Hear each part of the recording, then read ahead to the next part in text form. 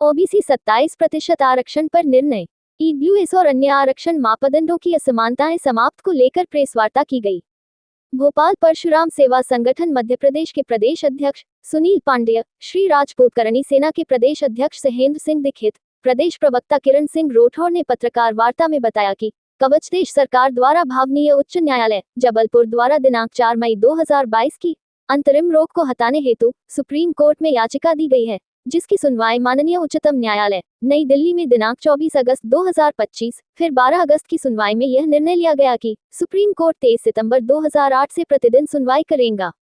किस तरह उनको लालच दिया जाए और कुछ नहीं करके सिर्फ अपना भला करना चाहते हैं। कहाँ हमारे प्रधानमंत्री जी कहते हैं वन नेशन और वन नेशन वन इलेक्शन की बात करते हैं, जहाँ एक जात और एक देश की बात कर रहे होते हैं, वहाँ ऐसा कुछ भी नहीं आ रहा है इस आरक्षण के चलते। कहीं ना कहीं जाकर आज आपने हम लोगों को खुद ही बांटने की तैयारी कर दी है। आप वो चीज़ देखिए ना जिसकी ज़रूरत है। हमारे साथ आपने 10% का झुंझुना जो पकड़ाया है, उसमें आज तक किसी भी श्रवण को कोई फायदा नहीं हुआ। कहीं से प्रदेश अध्यक्ष मध्य प्रदेश सहेंद्र सिंह आदेश सर, आज प्रेस कॉन्फ्रेंस बुलाई, क्या कुछ विषय है जिसको लेकर आज आप प्रेस कॉन्फ्रेंस?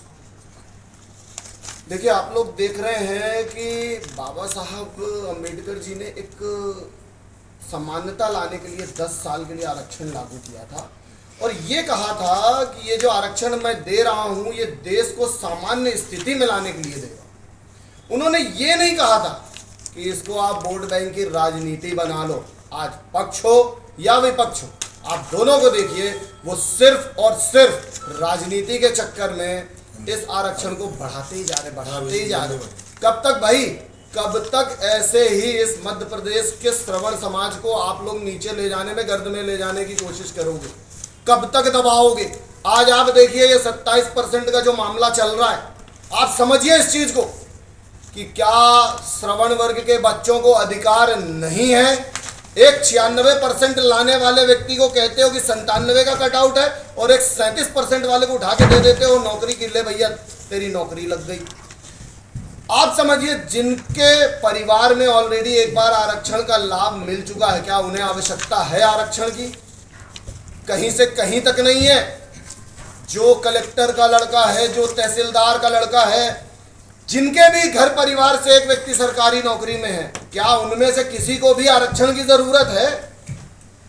हमारे भारत देश में आज जो परिस्थितियां हो रही हैं, पूरे भारत की बात करूं, जो परिस्थितियां हो रही हैं, तरीके से बांट के रख दिया है कि हर प्रदेश अपने स्तर पे राजनीति कर रहा है। केंद्र सरकार का क्या रोल है? केंद्र सरकार क्या ध्यान दे रही है? सिर्फ इस आरक्षण की लड़ाई को लेके कुछ कर पा रही है? नहीं कर पाएंगे। क्यों? इनको अपनी सरकारें बचानी है, इनको सत्ता में बैठना है। जो विपक्ष में बैठे हैं उनको सत्ता में आना है, इसलिए किसी का मुंह नहीं खुल रहा है। देखिए, हम लोग को तो कहते हैं, ये बोलते ही उल्टा है। कब तक बोलेंगे ही? जब तक नहीं सुनोगे तब तक बोलेंगे। हमारा काम ही है बोलना। कोई तो आएगा, कोई तो आवाज उठाएगा, कितनी बार दबा लोगे? तुम ये 27% लागू करने के फिराक में बैठे हो। अरे भाई, ओबीसी भी मेरे भाई हैं, एसटी एससी भी मेरे भाई हैं। जो आर्थिक आधार पे कमजोर है, जिनको तकलीफ है, उनको सामने लाओ, उनको दो ना। कलेक्टर के लड़के को क्या आरक्षण की जरूरत है? माननीय मुख्यमंत्री जी के लड़के को क्या आरक्षण की जरूरत है? नहीं है।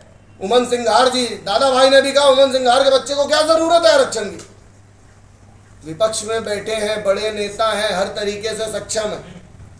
समानता लानी है, बाबा साहब के विचारों पे चलना है, तो वापस आओ, वापस वो 10 साल का जो उनने कहा था उसको करो और सामान्य लाके आर्थिक आधार पे आरक्षण को छोड़ दो। अगर देश को बचाना है, देश के भविष्य को बचाना है। मोदी जी ने एक बात कही कि मेरे देश के बच्चे बाहर क्यों जा रहे हैं जिनके 96% आ रहे हैं। भैया, आपने 97 का कटआउट रखा है तो 96 लाएंगे तो बाहर तो जाएंगे। बाहर वाले उनको पूछ रहे हैं, बाहर वो अच्छी नौकरी कर रहे हैं। आज आप अगर पता करेंगे तो विदेश में बहुत सारे ऐसे हमारे भारतीय नागरिक हैं जो वहां भी मंत्री बन के बैठे हैं। सक्षम होंगे, क्वालिटी होगी, पढ़े लिखे हैं तो उस पद पे हैं, उस ओहदे पे हैं, तो वो कुछ कर पा रहे हैं ना। आप यहीं पर उन्हें रोको, यहीं पर उन्हें अच्छी नौकरी दो, अच्छी सैलरी दो, अच्छी सोच विचार रखो और ये आरक्षण को खत्म कर दो। देखो भारत देश कैसे विकास करता है। पांडे जी, आज जो प्रेस वार्ता आपने रखी हुई है, इसको लेकर क्या कहना चाहेंगे? आज सुप्रीम कोर्ट में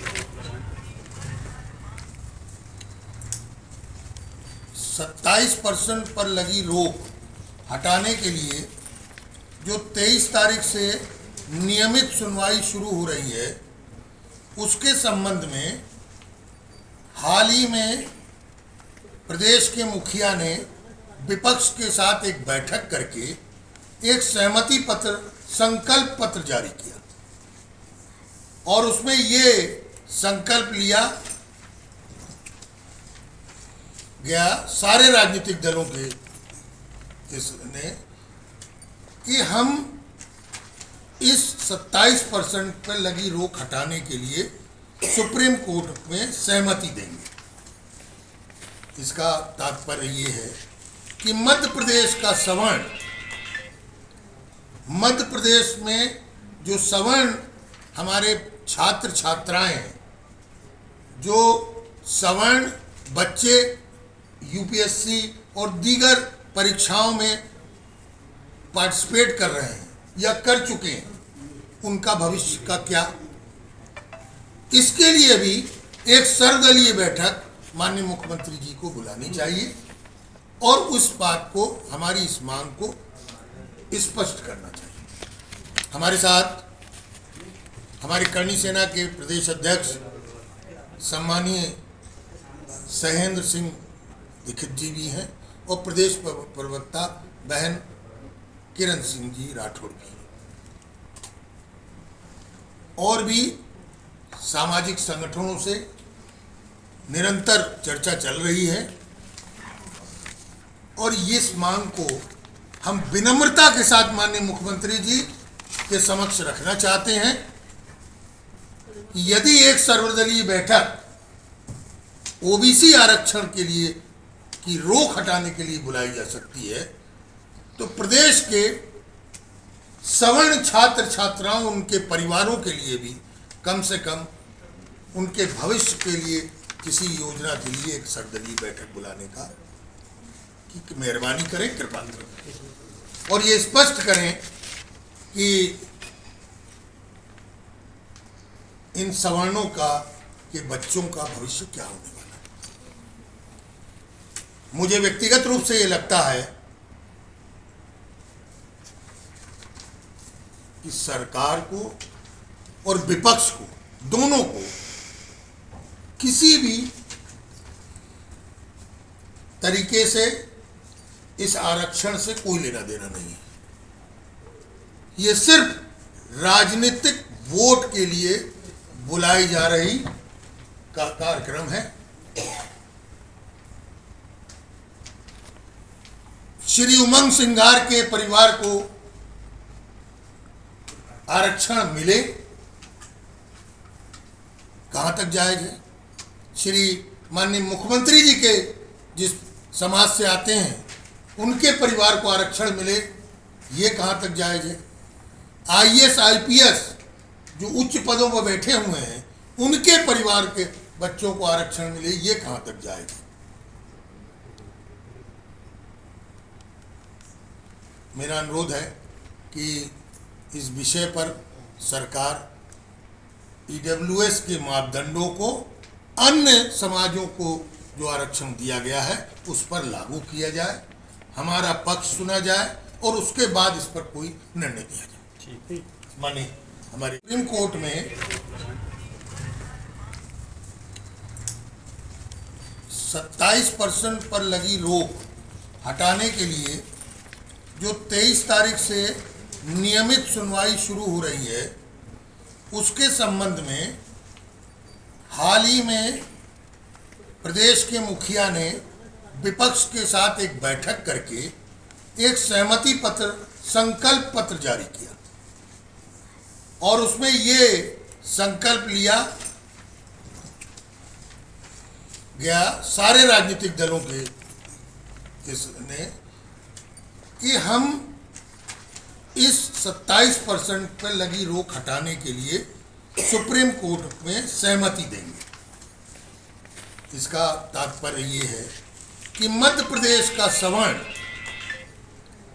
मध्य प्रदेश में जो सवर्ण हमारे छात्र छात्राएं हैं, जो सवर्ण बच्चे यूपीएससी और दीगर परीक्षाओं में पार्टिसिपेट कर रहे हैं या कर चुके हैं, उनका भविष्य का क्या? इसके लिए भी एक सर्वदलीय बैठक माननीय मुख्यमंत्री जी को बुलानी चाहिए और उस बात को, हमारी इस मांग को स्पष्ट करना चाहिए। हमारे साथ हमारी करणी सेना के प्रदेश अध्यक्ष सम्मानीय सहेंद्र सिंह दीक्षित जी भी हैं और प्रदेश प्रवक्ता बहन किरण सिंह जी राठौड़ भी हैं। और भी सामाजिक संगठनों से निरंतर चर्चा चल रही है और इस मांग को हम विनम्रता के साथ माननीय मुख्यमंत्री जी के समक्ष रखना चाहते हैं कि यदि एक सर्वदलीय बैठक ओबीसी आरक्षण के लिए की रोक हटाने के लिए बुलाई जा सकती है, तो प्रदेश के सवर्ण छात्र छात्राओं, उनके परिवारों के लिए भी कम से कम उनके भविष्य के लिए किसी योजना के लिए एक सर्वदलीय बैठक बुलाने का कि मेहरबानी करें, कृपा करें और ये स्पष्ट करें कि इन सवर्णों का, के बच्चों का भविष्य क्या होने वाला है। मुझे व्यक्तिगत रूप से ये लगता है कि सरकार को और विपक्ष को, दोनों को किसी भी